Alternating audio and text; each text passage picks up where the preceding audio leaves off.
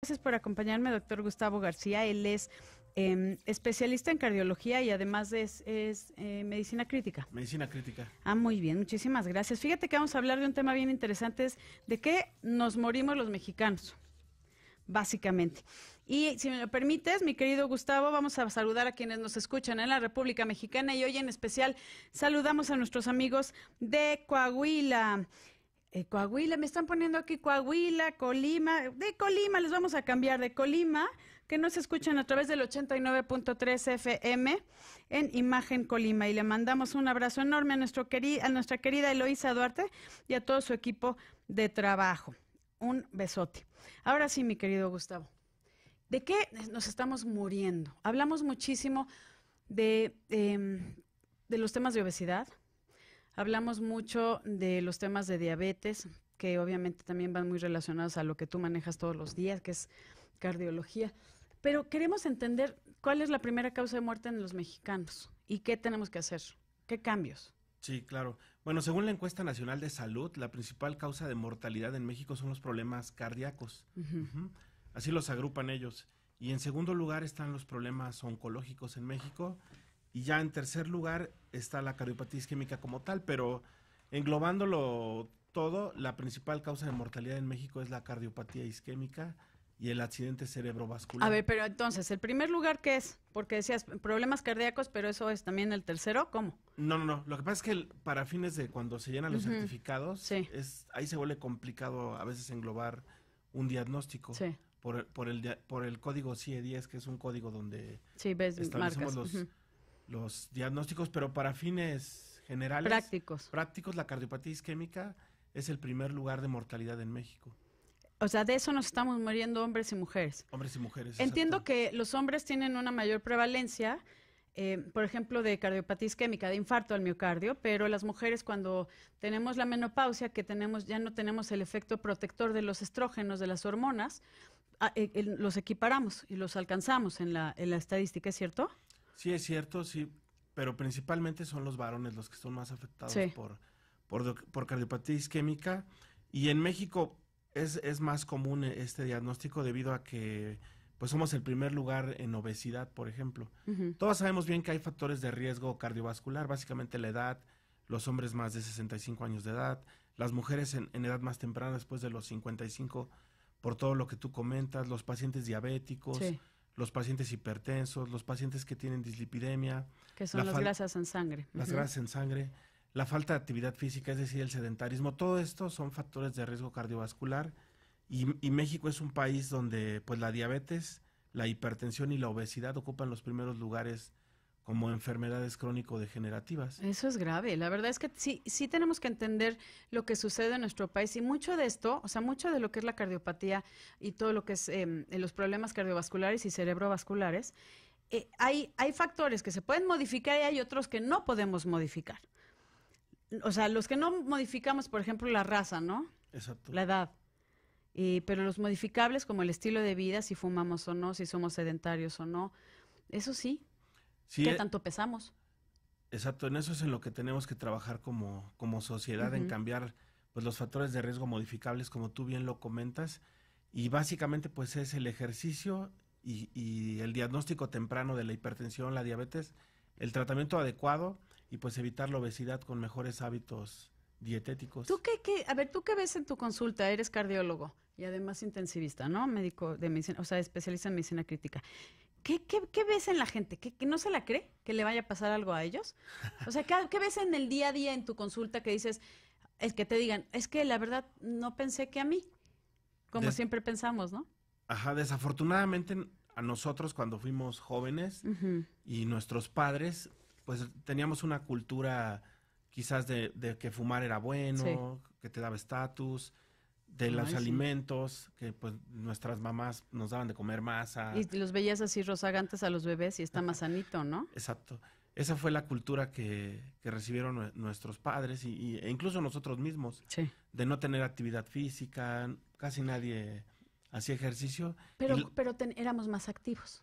No sé si tú anduviste en tu bici y afuera y corrías, no había todas las cuestiones electrónicas y la tecnología que nos hace estar metidos en una casa, sentados frente a un televisor. Exacto, sí, quizás sí teníamos más actividad cuando éramos pequeños, pero cuando alcanzamos la vida profesional no teníamos la cultura De ir al gimnasio o de hacer ejercicio. o de ser fitness, como dicen Sí, ahora los millennials, las exacto. nuevas generaciones, que sí tienen ese hábito de hacer ejercicio. Entonces, desafortunadamente, las generaciones previas, pues vamos a tener que pagar todos estos excesos en cuanto a la higiene, los hábitos dietéticos y la falta de ejercicio. Por ejemplo, cifras de la OCDE, Japón, que es un país que casi Ujú. no tiene obesidad, está alrededor del 7% la obesidad en En Japón, pero en Japón. México somos el primer lugar de obesidad a nivel mundial, que no es algo que sea de orgullo, No, y ocupamos el 33% de los mexicanos somos obesos hasta yo cierto creo grado. que más, ¿no? Pues así está. Entre sobrepeso y obeso, yo creo que sí hay un porcentaje mucho mayor. Sobrepeso y obesidad. O sea, obesidad ya estamos hablando de otras cifras, ¿no? De tu masa corporal. Pero sobrepeso y obesidad yo creo que sí es un porcentaje mayor, Quizás mucho sí, mayor de la población. Niños y adultos, ¿eh? niños y adultos, exacto. Y el otro problema es la diabetes, que ha tenido un crecimiento impresionante en el mundo. En la década de los 80 había alrededor de 100 millones de diabéticos y en el 2014, 2015 ya reportan más de 420 millones de diabéticos en el mundo, y pues México tiene el porcentaje de diabetes en personas Sí. adultas alrededor del 14%, cuando a nivel mundial está entre el 7, el Sí, 8.5% en la mayoría de los países. Es decir, que tenemos una prevalencia de sí. diabetes altísima. Y, Y eso es de los diagnosticados, ¿no, Gustavo? exacto, Pero ¿y los que van ahí por la vida sin tener un diagnóstico y son personas con diabetes? con diabetes. Y el otro gran problema, pues, es la hipertensión. La hipertensión en México, uno de cada 4 adultos en Ujú. México llega a tener hipertensión. Ujú. Y 6 de cada 10 saben que tienen el diagnóstico. Por ejemplo, cuando la encuesta nacional de salud hizo un estudio Sí. donde le tomó la presión a todos, y ahí se dieron cuenta que 4 de cada 10 no sabían que eran hipertensos, reunían Imagínate. perfectamente los criterios. Porque es silencioso, ¿no? O sea, no te das cuenta que eres hipertenso hasta que ya hay algún tipo de secuela. Por ejemplo, empiezas con dolores de cabeza o ya tienes un derrame, ¿no? Es, O sea, ya es una cosa más grave, pues. exacto, incluso la hipertensión por décadas fue conocida como el asesino silencioso. El asesino silencioso. Ujú. A Pero ver, sí, sí. de la hipertensión, otro dato muy importante es que de cada 10 pacientes, Ujú.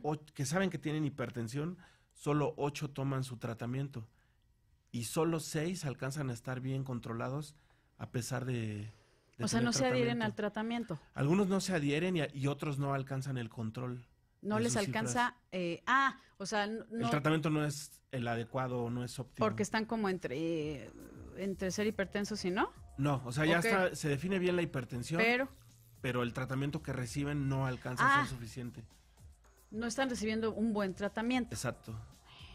Ay, eso pasa en nuestro país, pero Entonces ya juntando todo, diabetes, hipertensión, obesidad, sedentarismo, tabaquismo, pues sí. somos un país en el que esperamos tener cardiopatía isquémica y accidentes cerebrovasculares, que son Lo las que es el principales. síndrome metabólico, lo que es todo esto, ¿no? Obesidad, diabetes, hipertensión, hipercolesterolemia, todas esas cosas que nos están matando a los mexicanos. Vamos a una pausa y regresamos con más aquí en Bien y Saludable, no se vaya.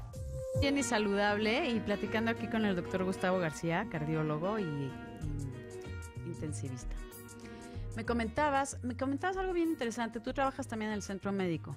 Ujú, en la UMAE, Hospital de Cardiología, Ujú. el centro médico. ¿Y qué ves ahí? O sea, ¿qué sucede? Porque no siempre, o sea, estamos hablando de que se mueren los mexicanos, ¿no? Comentábamos que los mexicanos nos morimos de enfermedad cardiovascular, de Ujú, cardiopatía isquémica, muy relacionado a diabetes, sedentarismo, tabaquismo, hipertensión, obesidad, hiperlipidemia o dislipidemias, este, y todo eso, ¿no? Lo que llamamos el síndrome metabólico. ujú. Sí, pues en la institución pública y en la que yo trabajo, que es el IMSS, Ujú. pues hay dos propuestas o dos programas grandes. Uno es el Chécate, que no sé si, yo creo que lo has Sí, visto el en de la tele. check, esa la de la cancioncita, ya no me sé Sí, la canción, pero por ahí está, o sea, sí. sí, claro, Ajá. que es un programa que va dirigido a los jóvenes, a los niños, y a prevenir diabetes, hipertensión, a evitar el sobrepeso, etcétera. A veces criticamos mucho a las instituciones públicas, pero yo creo que este programa va a dar, o sea, los resultados no van a ser ahorita, sino que van a ser a futuro con las nuevas generaciones de diagnosticar de forma temprana hipertensión, diabetes, evitar la obesidad, favorecer el ejercicio, etcétera. Pero lo que se está haciendo en el instituto para tratar a los pacientes que ya son diabéticos, que ya son hipertensos, que están en riesgo, que están presentando esta cardiopatía isquémica, es un programa que se llama Código Infarto. Eso está buenísimo. Algún día hablé de eso. Pero más para pacientes privados. ¿Qué se hace en los pacientes públicos? Pues fíjate que para tu sorpresa se originó inicialmente en los hospitales públicos. Sobre todo allá en Centro Médico hay una doctora que se llama Gabriela Borrallo y ella fue la que empezó a coordinar todo esto.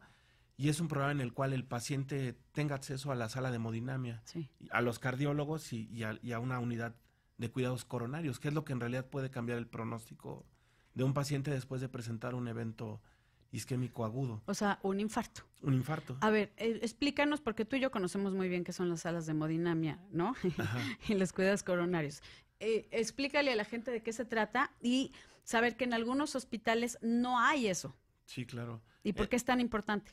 En la mayoría de los hospitales públicos del IMSS, pues no tenemos una sala de hemodinamia como tal. ¿Qué se hace ahí?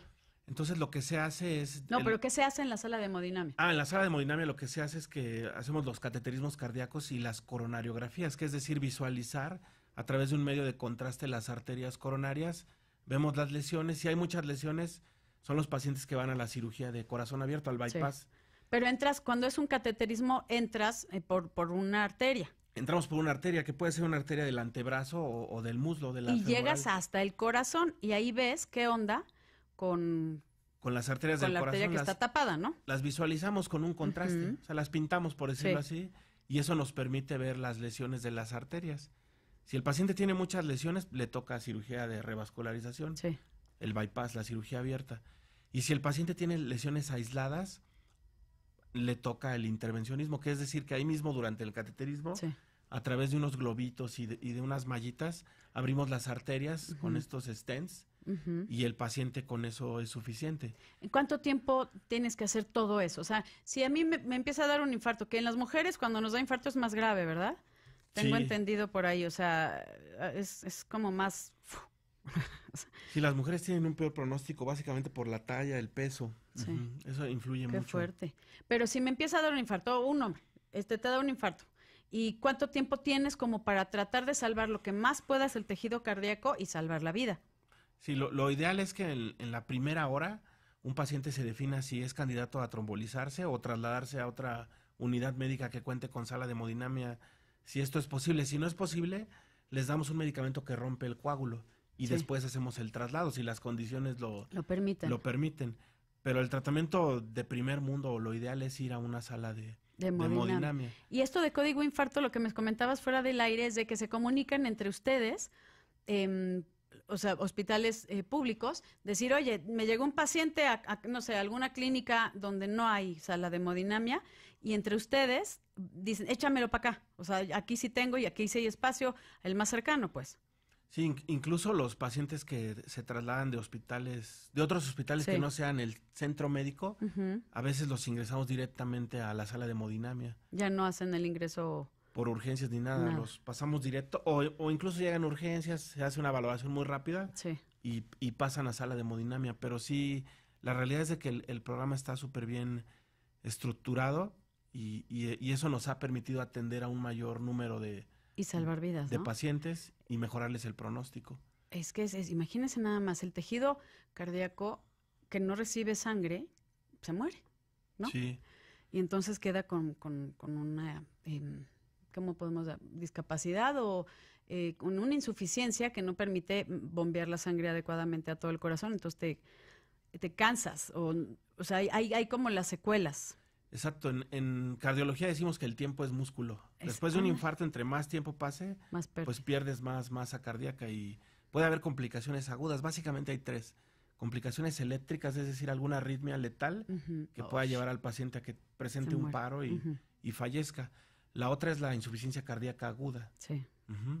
Y la tercera, pues son las complicaciones mecánicas. Es decir, cuando se rompe la válvula mitral, se puede romper la pared del corazón.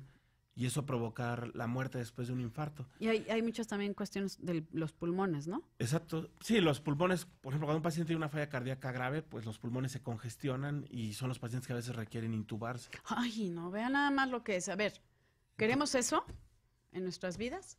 Entonces hay que tomar acción y ver los factores de riesgo y cambiarlos en los que se puedan modificar. Vamos a una pausa y volvemos. Estamos hablando de qué se mueren los mexicanos. Comentábamos con el doctor que nos morimos de diabetes, hipertensión para las personas que acaban de sintonizarnos, enfermedad cardíaca, o sea, infarto,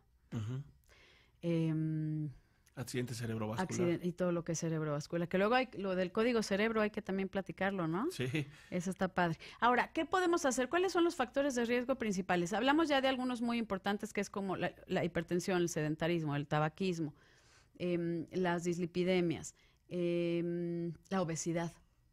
¿Qué hacemos? O sea, hay cosas como muy claras. Cuando tú le dices a un paciente, haga ejercicio, deje de comer tanto, deje de fumar, o sea, la verdad es que les vale. Sí, la realidad es que lo más importante es concientizar al paciente. Todos comemos muchísimo y decimos, ¿por qué no bajo de peso? Pues pero por eso. Comemos mucho y no comemos de la forma adecuada. Entonces, yo creo muy importante involucrar a los nutriólogos también para que apoyen a los pacientes para mejorar sus hábitos dietéticos. Sí, pero si tú no tienes ganas, te pongan al mejor nutriólogo enfrente, gratis, con todo, no lo vas a hacer, Gustavo. O sea, si tú no crees que te vaya a pasar a ti, es lo que te preguntaba, si en tu consulta privada, de repente alguien que acaba de sufrir un infarto, te dice, es que no lo vi venir, yo pensé que a mí no me iba a pasar, ¿te sucede? Sí, claro, esa es la respuesta así más común. Y la otra es que los pacientes quieren arreglar todo con pastillas. Ah, claro.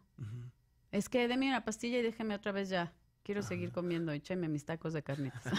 Sí, creen que todo se va a arreglar con pastillas y no es así. La realidad es de que lo principal es el cambio del paciente en su estilo de vida. Tenemos que creérnoslas. Yo le comentaba al doctor Gustavo García que yo llegué a los medios de comunicación por las cuestiones cardiovasculares, porque yo formaba parte de una fundación del corazón donde organizábamos una carrera del corazón donde se hablaba de todo lo que es riesgos, factores de riesgo cardiovascular. Y a mí me acuerdo que me entrevistó cuando estaba Carmen Aristegui, aquí en Imagen, y Pedro, y ahora pues justo le agradezco mucho eso porque ahora me permite a mí estar frente a un micrófono dando información a la gente y eso para mí es un honor. Pero el corazón, o sea, estamos hablando de que llevamos años luchando con esto, años. Y daba muchas conferencias sobre esto y la gente no se la cree, igual que el cáncer, ¿no? Sí, claro.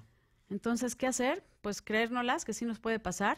Y a mi cuñado, Eli Jacob, que le mando un besote, le dio un infarto a los 45 años y ahí sí dijo, ay, sí pasa. Y es cuando hizo un cambio en su vida. Pero a veces la gente no lo logra, ¿eh? No llega, pues, a hacer cambios en su vida, se queda ahí. Sí, claro. Puedes fallecer por una enfermedad de este tipo de forma aguda. Sí. La mayoría de los infartos, ¿cómo? Si me puedes decir, por ejemplo, los infartos, ¿cuántos son así de infarto de esos fuertes? Fatales, así, y otros que quedan con alguna discapacidad, porque pues ya hay una insuficiencia cardíaca. ¿Cómo podríamos enlistarlos? Sí, depende mucho. Los infartos los llamamos idealmente, o el nombre correcto es el síndrome isquémico coronario agudo, y a su vez los dividimos en dos: el síndrome con elevación del ST, que es un dato que vemos en el electrocardiograma, y sin elevación del ST. Evidentemente el que tiene mayor mortalidad es el que es con elevación del ST. ¿Por qué? ¿Qué es eso? Lo que pasa es que cuando es un infarto con elevación del ST, el infarto atraviesa toda la pared del músculo. Entonces son los pacientes que se pueden romper, que pueden tener una complicación mecánica, eléctrica. Y el problema de los pacientes con infarto sin elevación del ST es que si no se estudian o se protocolizan después de que tuvieron su evento, el riesgo de tener un nuevo evento es muy alto. O sea, se pueden volver a infartar. Se pueden volver a infartar. Pero sí, la mortalidad de todo este grupo de pacientes tratados en un centro donde haya donde se tenga todo, yo creo que es como del 20%. Que se mueren. Que se mueren a pesar de todo. De todo lo que hagamos, la cirugía cardíaca, los stents, MitraClip. Contamos con muchísimas cosas. Con todo. Con todo. Dime una cosa, si alguien alguien le está dando un infarto en su casa o dice, no sé, me duele la mandíbula, principalmente en las mujeres, ¿no? Que no, a veces no tenemos los mismos síntomas que los hombres. Y los hombres que dicen, es que siento que tengo un elefante parado en el pecho, el brazo, ¿Cuánto tiempo tenemos para tomar acción? Sí, pues lo ideal es, con todos esos síntomas que comentas, más la sensación de muerte inminente o incluso... Así de, me voy a morir. O el dolor en la boca del estómago intenso. Que puede ser como gastritis, ¿no? Que a veces lo confunden cuando son infartos de la pared inferior del corazón.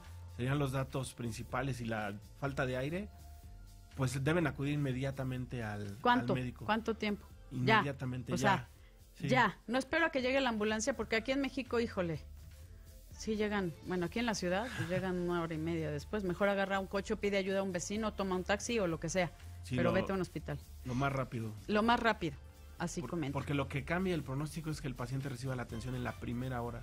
Los tiempos. El tiempo es vida. Te agradezco muchísimo, mi querido doctor Gustavo García, un placer. Igualmente. Gracias. Gracias a usted, gracias equipo de producción.